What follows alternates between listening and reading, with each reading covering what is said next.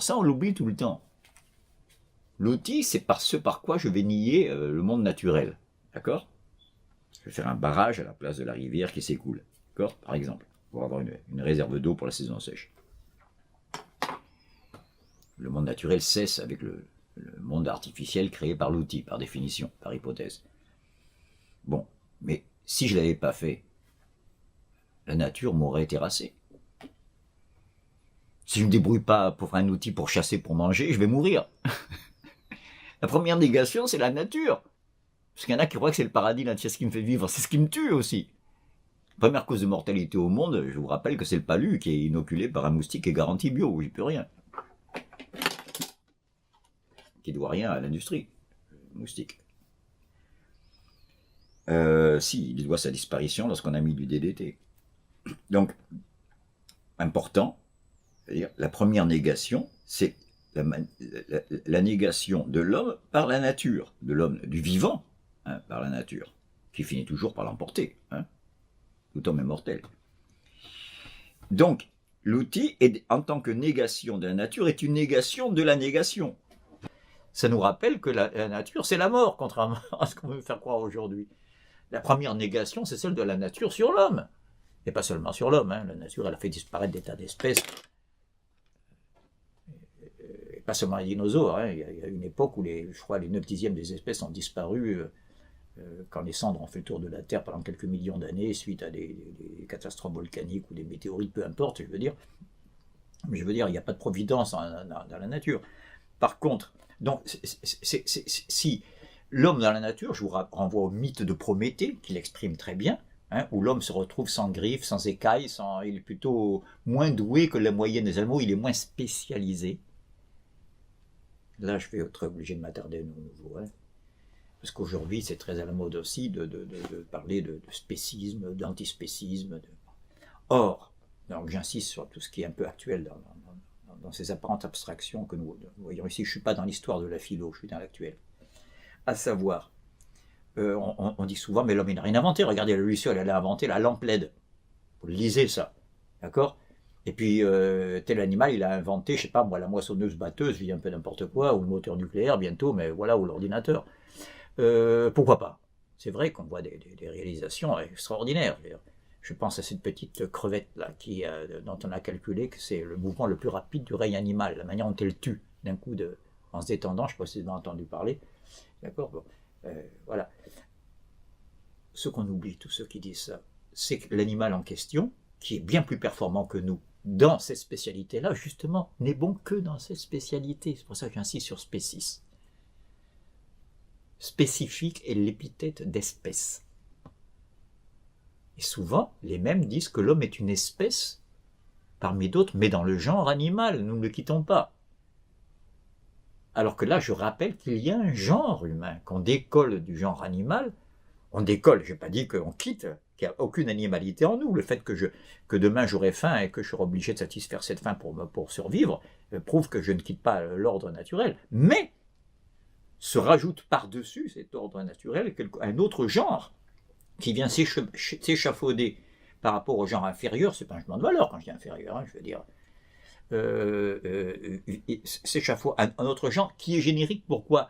Parce que précisément il n'est lié à aucune spécification. Ainsi, l'homme habite au Groenland, il habite dans le Sahara, il y a des stations en Antarctique, je veux dire, c'est pas du tout fait pour l'homme à l'origine naturellement, l'Antarctique, c'est fait au contraire pour que la vie humaine, il y a quelques vies qui sont possibles, surtout sous l'eau d'ailleurs, et il n'y a pas plus poissonneux que les mers froides, mais pour l'homme c'est inhumain, le désert aussi, et les hommes s'y adaptent. Au lieu que ce soit comme l'animal qui s'adapte à son milieu, à ce qu'on appelle le biotope chez les écologistes, l'homme il adapte le milieu à lui-même. C'est-à-dire à quoi? À une fin indéterminée. Là j'insiste, parce qu'on ne dit jamais ça. Si c'est la liberté qui est le désir profond et collectif et inconscient de l'humanité, la liberté, c'est l'absence d'un contenu déterminé. Pour l'instant, je me satisfais de ça, mais demain, je peux me satisfaire du contraire. C'est ça, la liberté. Aujourd'hui, je suis classique, demain, je serai romantique, ou l'inverse, je m'en fous. J'ai le droit de changer. Je ne suis pas condamné comme le blaireau à être un animal fouisseur toute ma vie. Et toute ma vie, et pendant des millions d'années. Ou comme l'ours blanc, à ne pouvoir vivre que dans l'Antarctique, parce que dans la forêt, on me repère tout de suite, on va battre d'une balle, hein, je veux dire, avec ma couleur. Dans le vert. Dans le blanc, je peux me cacher dans les glaces, mais pas dans la forêt vierge. Vous voyez, je veux dire, ça c'est le spécifique. Bien sûr qu'il est performant, celui qui est parfaitement adapté à son espèce, et que l'homme est plus maladroit. Mais l'homme, c'est le généraliste. Et ça, on l'oublie toujours parce que ce qu'il poursuit est indéterminé. Immédiatement indéterminé. Je ne suis pas en train de dire que l'homme fait surgir le bien que l'animal ignore. Je suis en train de dire que l'homme fait surgir la liberté, c'est-à-dire de faire le bien aussi bien que le mal. C'est bien ce que rappelle Rousseau dans le contrat social inoubliablement. C'est pour ça que c'est difficile de s'y retrouver avec Rousseau. Tantôt on a l'impression qu'on a tout gagné à passer à l'état de nature, tantôt tous nos malheurs viennent de là, selon les passages de Rousseau. On dit il y a plein de contradictions, ce mec c'est pas contradictoire du tout. C'est le propre de la liberté, on l'a vu tout à l'heure avec mon exemple du couteau. Si je tue quelqu'un avec un couteau, c'est pas le couteau qu'on va envoyer en tôle ou qu'on va faire passer à la guillotine. Pour séparer la lame du manche, j'en sais rien. Vous comprenez ce que je veux dire? Pourquoi? Parce que c'est pas justement un être de raison, c'est pas un sujet, c'est un objet. Donc il ne fait ni le bien ni le mal, l'animal c'est ça, il fait ce qu'il peut. Des choses qui nous paraissent épouvantables, hein, comme ces insectes dont je parlais à l'atelier la dernière fois, qui pondent leurs larves dans un autre insecte plus petit, et quand la larve va se développer, elle va faire exploser et écarteler complètement le pauvre insecte récepteur. Vous vous imaginez un thriller, on ferait ça avec un corps d'homme, ce serait épouvantable, quoi, vous voyez. Alors, de même que je ne divinise pas la nature, je ne vais pas la diaboliser non plus. L'animal qui fait ça ne fait pas le mal. Il fait ce qu'il peut. Il est programmé à faire comme ça. De même, je cite souvent les chiens sauvages dans la savane africaine, l'Icaon ou Simienne, une des espèces de mammifères les mieux organisées pour chasser en meute, hein. C'est-à-dire entre la hyène et le chien à peu près. Les chiens sauvages, je me suis retrouvé une fois entouré de chiens sauvages autour de ma voiture en réserve, ça fait un drôle d'effet. Et devant qui tout le monde recule, hein, l'éléphant, le lion, ils sont très organisés. Et dont on a vu, vous le voyez dans des documentaires, certains qui en courant, après une femelle nue en train d'accoucher en courant, hein, le fœtus est en train de sortir et déjà le chien sauvage le dévore. C'est épouvantable, imaginez un thriller où on ferait ça avec des hommes et des êtres humains. Ce serait presque interdit tellement que ce serait épouvantable, presque censuré, ou alors ça passerait sous le manteau sur Internet. La pauvre hyène, elle a ses petits dans la tanière qui demandent à bouffer aussi, elle n'est pas en train de faire le mal. Le mal apparaît en même temps que le bien. L'animal ne peut jamais faire le bien, ne peut jamais faire le mal. Dans la conscience, il faut bien séparer les deux plans, conscient et inconscient. Dans la conscience, on a toujours un objet déterminé. Je veux prendre le métro. Pourquoi? Parce que j'ai rendez-vous. Pourquoi? Parce que je veux aller à l'opéra. Pourquoi? Parce que j'aime la musique et ainsi de suite. Tu vois ce que je veux dire? Bien sûr. Là, c'est la chaîne sans fin des différents buts que je poursuis. Et à chaque fois des moyens pour y parvenir. Mais aucun de ces buts n'est la fin. C'est là que je peux intervenir une distinction but-fin à laquelle j'ai fait allusion un peu rapidement à l'atelier une fois. Où je prenais l'exemple du bac. Hein. Pourquoi je passe mon bac? Pour avoir un boulot. Et pourquoi tu veux avoir un boulot? Parce qu'il faut gagner la thune. Et pourquoi tu veux gagner la thune? Je sais plus. Qu'est-ce que je vais faire avec mon argent? Il y a une hésitation tout d'un coup. D'accord? Tout d'un coup, je m'aperçois que je suis, et tu fais bien de nous le rappeler, je suis engoncé, au contraire de libre, dans la chaîne des buts que je poursuis, mais dès que je prends une réflexion, la fin de mes désirs n'est pas évidente. C'est ce qui fait dire la formule courante, tu sais même pas ce que tu veux. Mais c'est un tu qui peut s'appliquer à chacun d'entre nous. Comme chacun d'entre nous s'est déjà efforcé, s'est investi entièrement dans un truc qui lui est très indifférent maintenant. À commencer par le bac. Moi, tous ceux qui sont dans l'année du bac se disent, putain, quand je l'aurai, tous mes problèmes seront résolus. Bon, on l'a, et puis on a encore plus de problèmes qu'avant de l'avoir. Oui ou non? Soyons clairs. Hein? Ou bien, si j'ai cette personne dans mon lit, tous mes problèmes seront résolus. Pof, elle me bassine maintenant, et je la trompe avec la femme du voisin. Mais oui, je veux dire, ça, je veux être personnel. Ce n'est pas le désir que j'ai dans ma tête qui est déterminant. Celui qui est conscient, hein, pour moi je dis dans ma tête, c'est une expression grossière. Hein. C'est un autre qui m'échappe, et donc que j'ai formulé dogmatiquement tout à l'heure en disant qu'il a pour contenu la liberté. Je ne voudrais pas le laisser à l'état formel indéterminé comme ça, hein, attention. Hein.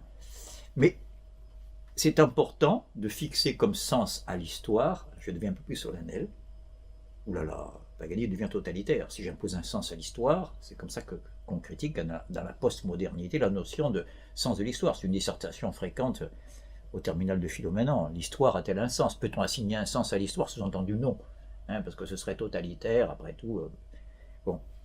Et bien, moi je trouve que la formule de Hegel, les orientaux savaient qu'un seul est libre, les Grecs sûrs que quelques-uns sont libres, les modernes savent que tous sont libres, a l'avantage extraordinaire de renvoyer dos à dos ceux qui disent qu'il y a un sens à l'histoire, mais d'une manière dogmatique et effectivement totalitaire, à savoir il faut aller vers le blanc adulte raisonnable, donc ni le fou, ni l'enfant, ni le noir, ni l'africain ne sont dans le sens de l'histoire.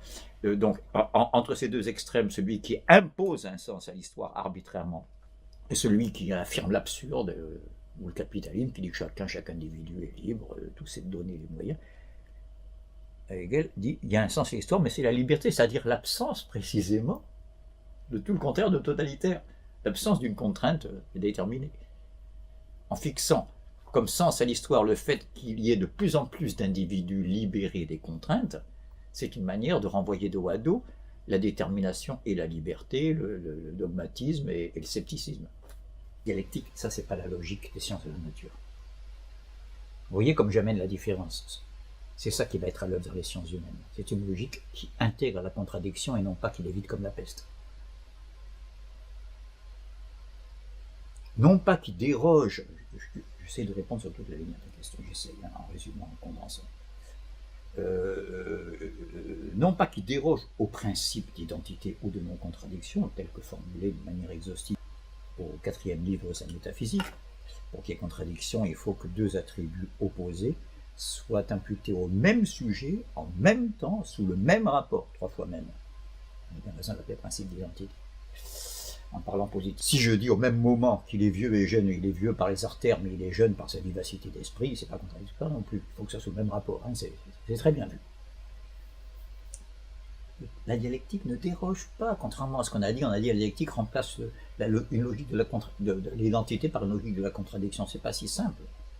Car la dialectique apporte la contradiction, oui, c'est la première notion fondamentale, l'opposition, mais surtout, ou plutôt surtout, et donc le mouvement. C'est Héraclite, le père de la dialectique. Celui qui a dit on ne se baigne jamais 2 fois dans le même fleuve. C'est-à-dire qu'à chaque instant, il n'y a ni l'être ni le néant, mais le passage permanent de l'un à l'autre, c'est la toute première page de la logique de Hegel, hein, que j'explicite. Alors qu'est-ce que c'est que devenir, sinon à chaque instant passer de l'être au non-être et du non-être à l'être?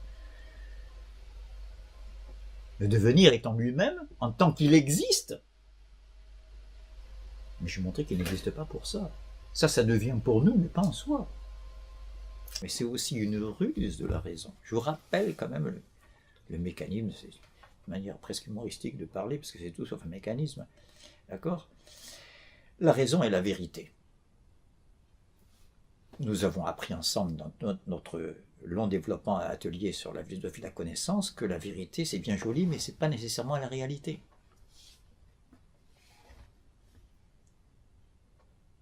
2 plus 2 égale 4, c'est une vérité. Mais Leibniz disait, trouvez-moi dans le parc 2 feuilles qui soient égales. Il n'y en a pas. Il n'y a pas 2 objets dans l'univers matériel qui soient rigoureusement identiques. Cette vérité-là manque un peu de réalité. Même si on fait tout pour que la réalité corresponde. Hein. Celui qui a fabriqué ce piano, ça a veillé à ce que les touches aient la même largeur là. Si on regarde au microscope, on sera un peu surpris qu'il y ait quelques inégalités. C'est pas grave. Par rapport au but que je poursuis, ça suffit. Donc, je rappelle la distinction de vérité et réalité. La raison et la vérité, elle manque donc, c'est ce handicap de réalité. Dans la mesure où elle manque de réalité, elle est obligée de faire avec ce qui existe et qui n'est pas rationnel, qui n'est pas raisonnable. D'accord? Pour arriver à ses fins, pour entrer dans l'existence. Car c'est ça la fin de la raison. C'est pas savoir la vérité, elle est la vérité. Mais elle manque d'existence. Elle est l'essence. Donc elle va servir de ce qui est. Or, qu'est-ce qui est? Le contraire du rationnel. Pas une société qui cherche la justice, l'égalité de droit.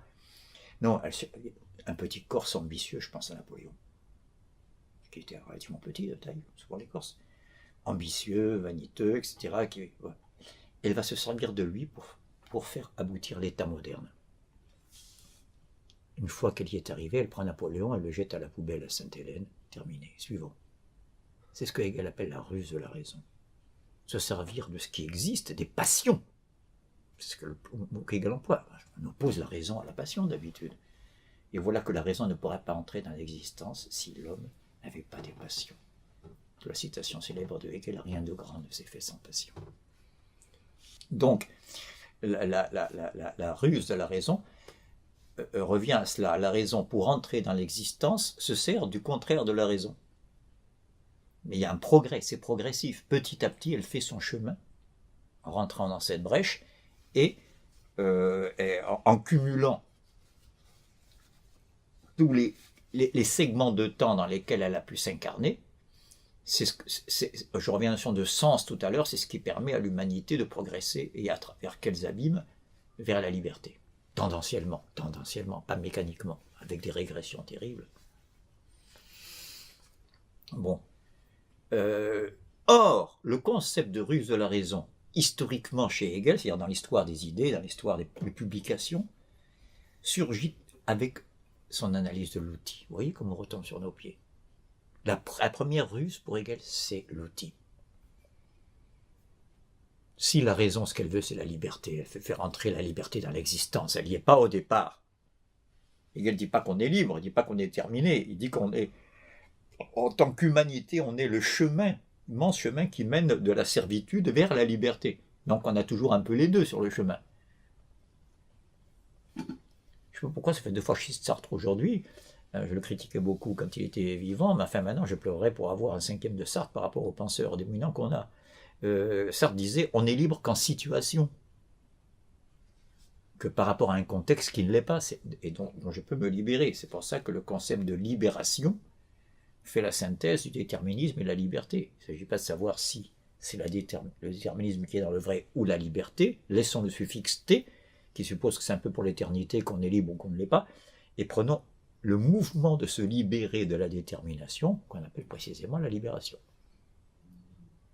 D'accord ? Bien. Or, cette première libération, c'est l'outil qui l'effectue. Voilà ce que je rappelle. La première ruse de la raison, c'est l'outil. On en est là.